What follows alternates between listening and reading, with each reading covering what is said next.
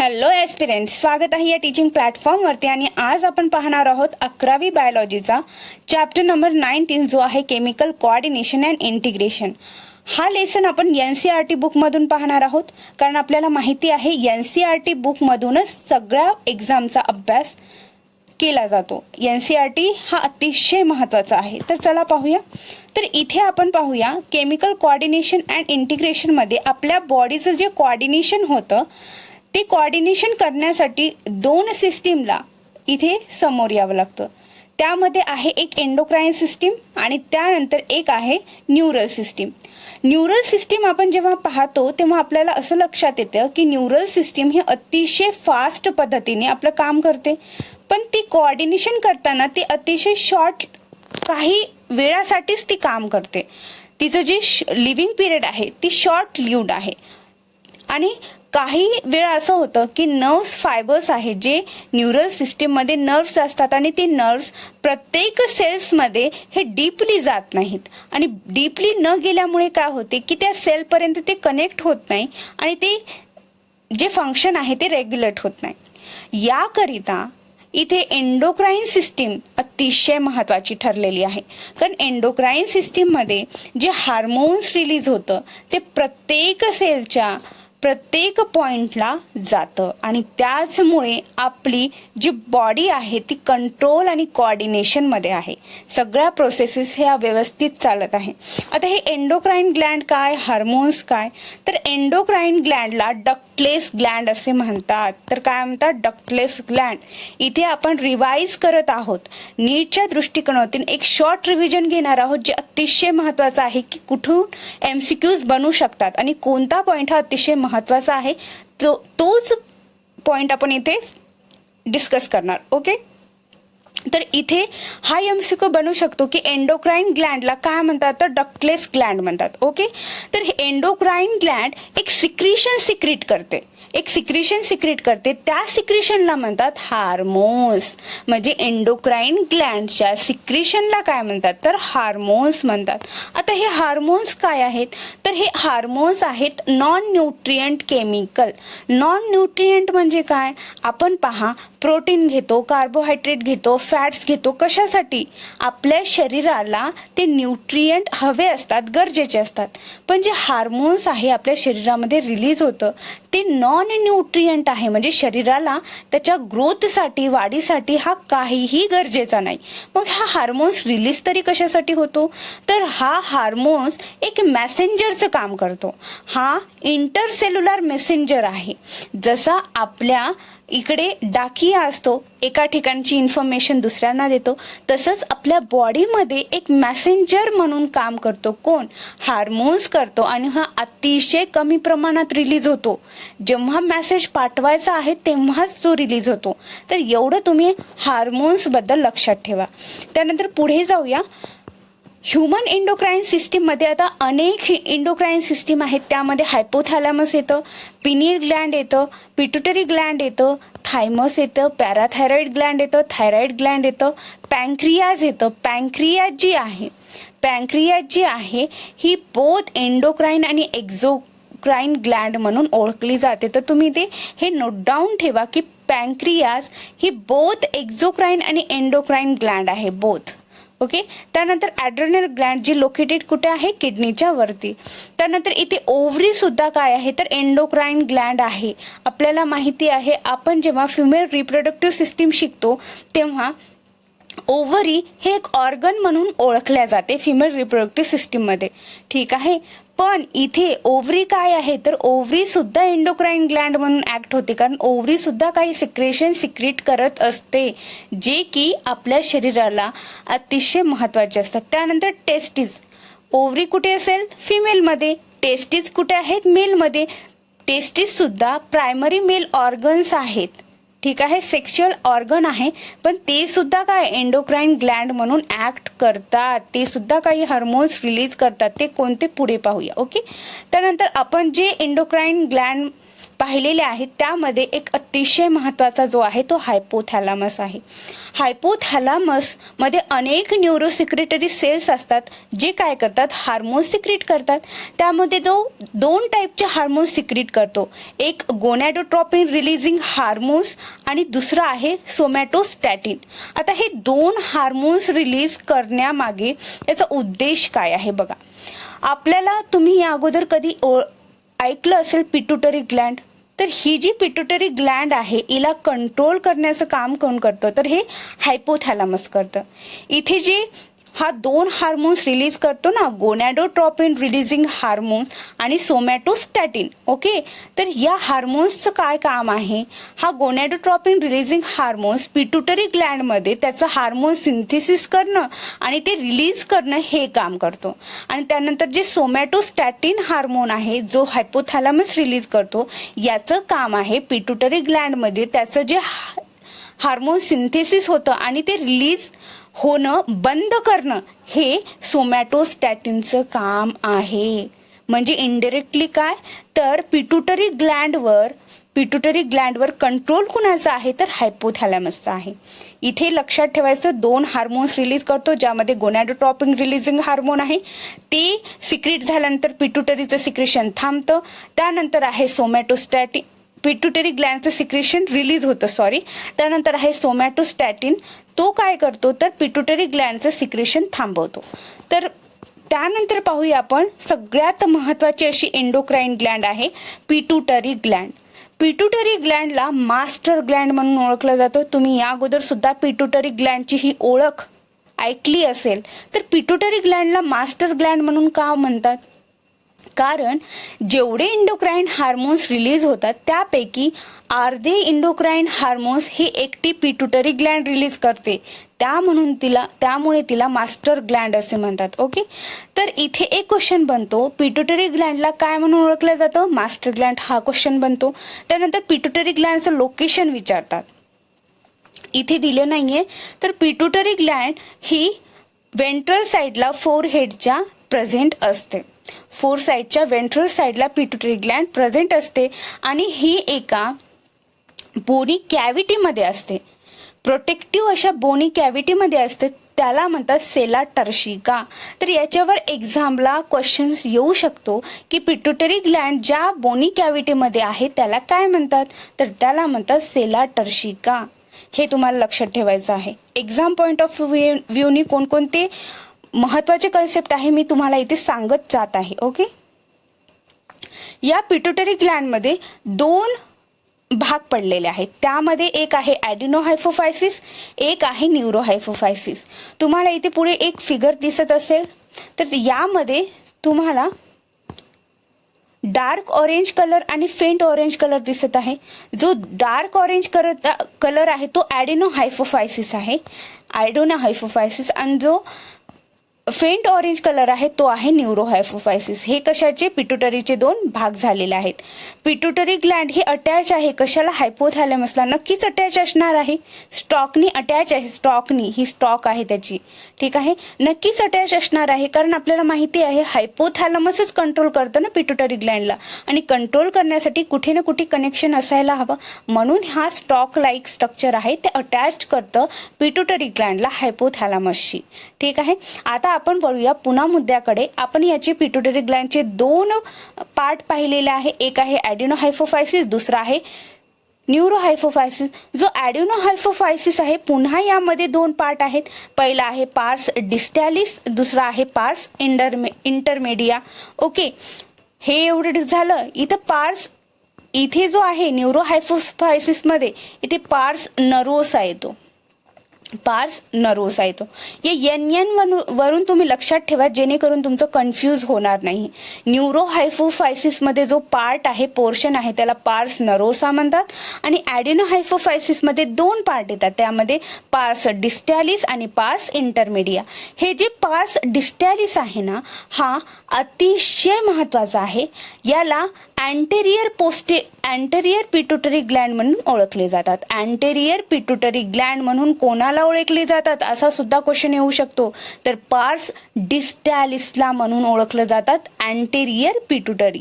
Okay, त्यानंतर आहे posterior pituitary. कोणाला म्हणतात तर हा जो पार्स नर्वोसा आहे ना, याला पोस्टेरियर पिट्युटरी म्हणतात. लक्षात आलं. आता हा जो अँटेरियर पिट्युटरी आहे म्हणजेच पार्स डिस्टॅलिस हा अतिशय महत्वाचा आहे, कारण हाच अनेक एंडोक्राइन हार्मोन्स रिलीज करण्यासाठी मदत करतो, ज्यामध्ये ग्रोथ हार्मोन्स आहेत, प्रोलॅक्टिन हार्मोन्स आहेत, थायरॉइड हार्मोन्स आहेत, luteinizing, adrenocorticotropic hormones, follicle stimulating hormone, असे अनेक हार्मोन्स हा एकटा पार्स डिस्टॅलिस रिलीज करतो. त्यानंतर जो पार्स इंटरमिडिया आहे तो फक्त एकच हार्मोन्स रिलीज करण्यामागे याचं योगदान असतं, म्हणजे तो हेल्प करतो. तो कोणता तर मेलॅनोसाइट स्टिम्युलेटिंग हार्मोन्स, म्हणजेच हा मेलॅनिन फॉर्म करतो. आता हा मेलॅनिन काय आहे? मेलॅनिन हे आपल्या स्किन पिगमेंटेशनवर अफेक्ट करतं. मेलॅनिन काय करतं? आपल्या स्किनला कलर देतं. जे डार्क लोक असतात ना त्यांच्यामध्ये अतिशय जास्त मेलॅनिन सिक्रेट होतं, आणि जे फेअर लोक असतात ना गोरे, त्यांच्यामध्ये कमी मेलॅनिन रिलीज होतं. म्हणजे आपल्या स्किनला कलर देण्याचं काम कोण करतं तर मेलॅनिन करतं. आणि हे मेलॅनिन सिक्रेट कोण करतं? पिट्युटरी ग्लँडचा पार्स इंटरमेडिया हे कंट्रोल करतं. ठीक आहे. त्यानंतर जो पार्स नर्वोसा आहे, पार्स नर्वोसा सुद्धा काही हार्मोन्स रिलीज करत असेल ना, तर हो, तो करतो ऑक्सिटोसिन आणि वॉसोप्रेसिन हे 2 हार्मोन्स रिलीज करतो. न्यूरोहायपोफायसिस मध्ये जो पार्स नर्वोसा आहे त्याला पोस्टेरियर पिट्युटरी म्हणतात, आणि तो ऑक्सिटोसिन आणि वॉसोप्रेसिन हे 2 हार्मोन्स रिलीज करतो. हे 2 हार्मोन्स सुद्धा अतिशय महत्वाचे आहे. जी फिमेल असते जेव्हा ती प्रेग्नेंट असते आणि तिची जेव्हा डिलिव्हरी सुरू असते तेव्हा हा ऑक्सिटोसिन काय करतो?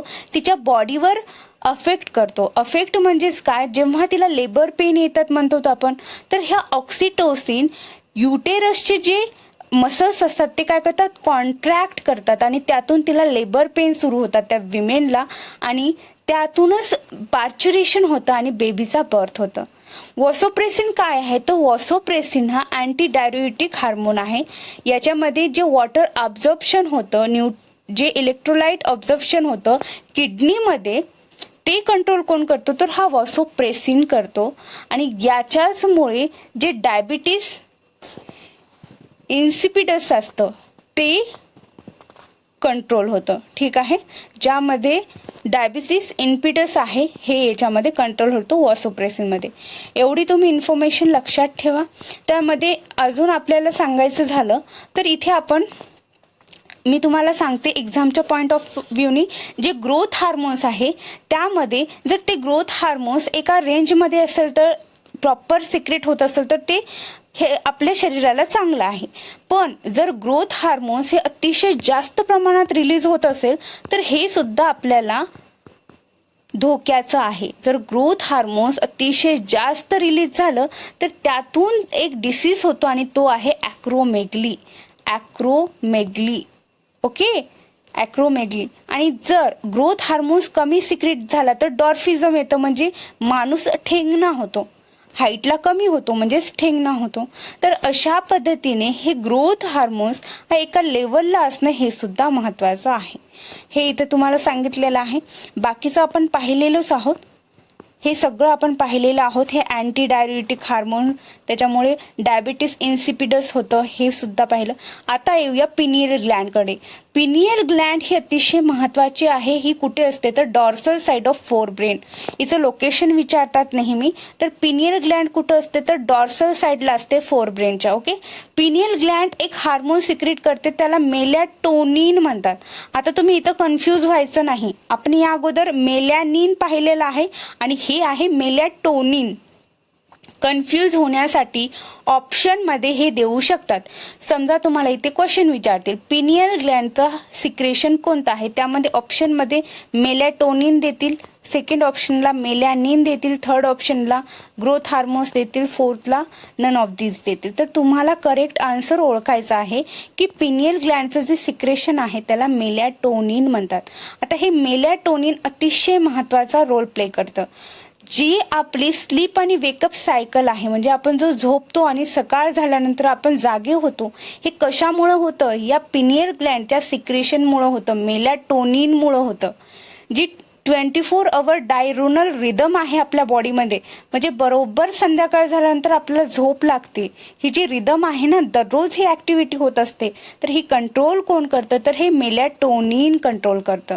ठीक आहे, जे की सिक्रेशन आहे पिनियल ग्लँडचं. आता मेलॅटोनिन हे डार्क, जेव्हा अंधार असतो तेव्हा जास्त रिलीज होतं, म्हणून आपल्याला गाढ झोप ही रात्री लागत असते. ठीक आहे, त्याचबरोबर ही मेलॅटोनिन बॉडी टेम्परेचर कंट्रोल करतं, जे आपली मेन्स्ट्रुअल सायकल आहे फिमेलमध्ये ते सुद्धा कंट्रोल करतं. तर अशा पद्धतीने तुम्ही पिनियल ग्लँड ही इथे लक्षात ठेवायची, अतिशय महत्वाचे आहे. त्यानंतर इथे आपण थायरॉइड ग्लँड पाहूया, जे की इंडोक्राइन ग्लँड आहे. थायरॉइड ग्लँड यामध्ये 2 लोब्स आहेत. हे बघा इथे तुम्हाला दिसत आहे 2 लोब्स आहेत, आणि हे 2 लोब्स एकमेकाला जोडून आहे. कशाने जोडून आहे, तर इस्थेमसने जोडून आहेत. हे 2 लोब्स एकमेकाशी जोडून आहे. हे 2 लोब्स झाले हे हे थायरॉइड ग्लँड आहेत. हे 2 लोब्स आहेत आणि हे अटॅच्ड आहेत कशाशी, इस्थेमसने. हे विचारू शकतात. आता थायरॉइड ग्लँड 2 टाईपचे हार्मोन्स रिलीज करतं. त्यामध्ये थायरॉक्झिन आहे आणि थायरोआयडोथायरोनिन आहे. ठीक आहे, त्यामध्ये 2 T4 आणि T3 असे 2 हार्मोन्स रिलीज करतं. T4 म्हणजे टेट्राआयडोथायरोनिन आणि T3 म्हणजे ट्रायआयडोथायरोनिन. टेट्रा म्हणजे 4, ट्राय म्हणजे 3. बाकी सेम आहे. आयडो म्हणजे आयोडीन, कारण हे आयोडीन कन्सेप्ट या थायरॉइडिन मध्ये ग्लँड मध्ये अतिशय महत्वाचा आहे. कारण थायरॉइडिन हे आयोडीन इसेन्शियल असते याला normal rate of hormone synthesis होण्यासाठी. जर यामध्ये काही डिफिशियन्सी आली तर तिथे हायपोथायरॉइडिझम होतं, म्हणजेच कमतरता पडते आयोडीनची, आणि त्यामुळे काय होते तर गॉयटर हा डिसीज होतो. म्हणजेच ही जी थायरॉइड ग्लँड आहे ही कशी होते, इनलार्ज्ड होते, म्हणजे मोठी होते. जे नॉर्मल आहे तिच्यापेक्षा अधिक मोठी होते जर हिला आयोडीन नाही मिळालं तर. ठीक आहे, त्यानंतर हायपरथायरॉइडिझम सुद्धा ही कन्सेप्ट आहे. हायपरथायरॉइडिझममुळे सुद्धा काय होतं तर यामध्ये एक्सोथॅल्मिक गॉयटर होतं. एक्सपोथॅल्मिक, कारण इथे जास्त प्रमाणात आयोडीन झालेलं आहे. तर अशा दोन्ही कंडिशन चालत नाही. तर आयोडीनचं प्रमाण हे एका प्रॉपर रेंजमध्ये हवं, तेव्हा हे थायरॉइड ग्लँड हे तिचं फंक्शन नॉर्मली करतं. जेव्हा हे एक्सोथॅल्मिक गॉयटर होतं, हे कशामुळे होतं तर हायपरथायरॉइडिझम मुळे होतं. हे तुम्हाला क्वेश्चनला येऊ शकतं की जे हायपरथायरॉइडिझममुळे काय होतं तर एक्सपोथॅल्मिक गॉयटर होतं. त्यानंतर इथे एक ग्रेव डिसीज आहे. ग्रेव डिसीज कशामुळे होतं तर याच थायरॉइड ग्लँडमुळे होतं. त्यामुळे काय होतं की इन्क्रीज होतं मेटाबॉलिक रेट, वेट कमी होतं, वजन कमी होतं. कशामुळे ही थायरॉइड ग्लँड इनलार्जमेंट झाल्यानंतर हे असे आपल्याला आपल्या शरीरामध्ये चेंजेस दिसतात. आपले आयबॉल हे प्रोट्रुशन होतात, बाहेर पडल्यासारखं वाटतात, वजन हे कमी होतं. तर तेव्हा ग्रेव डिसीज झाला असं समजायचं. ठीक आहे, तर हे कशामुळे रिकवर होऊ शकते तर आयोडीनचं प्रमाण हे व्यवस्थित दिल्यानंतर ते रेग्युलेट होतं. त्यानंतर पॅराथायरॉइड ग्लँड आहे. याच्यामध्ये एवढंच लक्षात ठेवायचं, जेव्हा पॅराथायरॉइड ग्लँड येईल तेव्हा कॅल्शियमची लेवल इथे लक्षात ठेवायचं आहे. पॅराथायरॉइड ग्लँड हे 4 लोब्स ऑफ ग्लँड आहेत जे की प्रेझेंट असतात back side of thyroid Gland.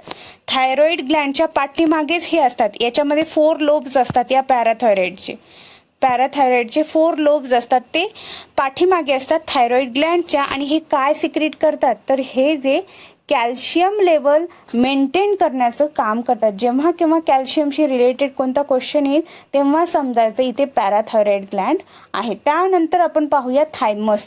आता थायमस काय करतं तर एक पेप्टाइड हार्मोन्स रिलीज करते जे की आहे थायमोसिन. ही जी ग्लँड आहे ती कुठे आहे तर 2 लंग्सच्या मध्ये आणि स्टर्नमच्या मागच्या साईडला. स्टर्नम असतं आपलं समोर, रिब्स असतात त्याला अटॅच. तर या स्टर्नमच्या मागे आणि लंग्सच्या मध्ये ही थायमस ग्लँड सिच्युएटेड असते आणि ही थायमोसिन रिलीज हार्मोन करते. आणि हा हार्मोन कशासाठी यूज होतो तर आपल्या